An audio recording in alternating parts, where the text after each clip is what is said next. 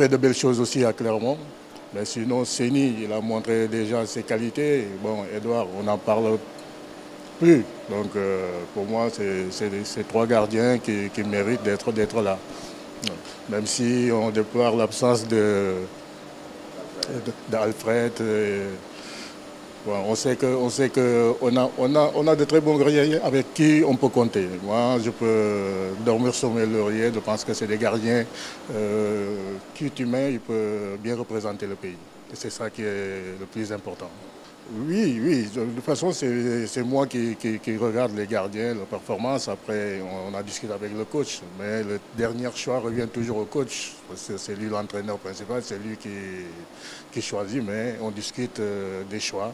Et après, c'est lui qui décide. C'est toujours difficile pour un gardien. C'est vrai qu'ils sont tous performants, mais il y a un seul qui joue. Donc ce choix-là, je l'ai connu en tant que joueur. Et dans une équipe, il y a un premier gardien et ça, il faut le respecter. C'est un choix que les autres aussi doivent respecter. Même s'il y a une concurrence, il y a une concurrence. Déjà, c'est eux qui font que le premier soit toujours performant. Et ça, c'est important pour les gardiens. Et qu'il y ait une concurrence saine. Moi, quand j'étais joueur, c'est ça avec Diallo, ça a toujours été comme ça. Bon. C'est sur cette lancée-là que je continue. Bien sûr. Moi, c'est Omar Diallo qui me poussait à être performant. Et jusqu'à aujourd'hui, on en parle. Et c'est ça le football. Il ne faut pas qu'il y ait des animosités. Non. Et je pense que les gardiens que j'ai, même à l'entraînement, ça se sent. Ils ont du respect entre eux et c'est ça qui leur fera avancer. Non, d'être performant. De toute façon, ils sont performants dans leur club. Un gardien comme Edouard, il a tout gagné. Donc c'est des petites paroles qu'on discute. Voilà.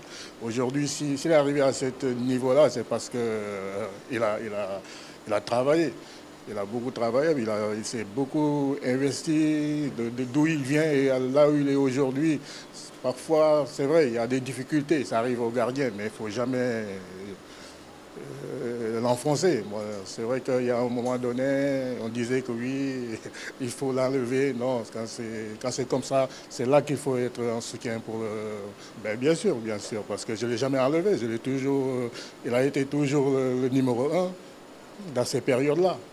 Et je l'ai toujours confirmé parce que j'ai vécu ces moments-là et ça a été très difficile pour moi. Et en tant qu'entraîneur et joueur, j'ai connu ces moments-là et c'est très très difficile pour un gardien. Quand il a des difficultés dans un club, en équipe nationale, tu viens, ça t'enfonce encore plus et tu peux même à la limite arrêter ta carrière. Non, bien, sur soi, bon, tout le monde sait qu'il a été un peu en difficulté. Après, c'est vrai qu'après, à un certain âge, c'est vrai qu'il faut prendre du recul. Aujourd'hui, je pense que c'est ce qu'il a fait. Il revient d'une belle manière, au fait, parce que le championnat d'Arabie Saoudite aussi, ça commence à être difficile et il y a le gardien du Maroc qui joue là-bas. Donc, si ce n'était pas une très bonne championnat, je pense qu'il n'allait pas là-bas. Tu ne peux pas quitter l'Espagne pour aller là-bas. Je pense qu'actuellement, il fait de très belles choses là-bas. Donc il faut le féliciter et puis l'encourager à peut-être un jour revenir en Europe. Bien sûr, parce que je pense qu'à cet âge-là, c'est l'âge idéal pour un gardien. Il a de la maturité. Les décisions maintenant, il n'a plus besoin de quelqu'un. Je pense qu'à lui de les prendre tout seul parce que quand tu as plus de 30 ans, donc voilà, les décisions maintenant, c'est plus facile pour un gardien.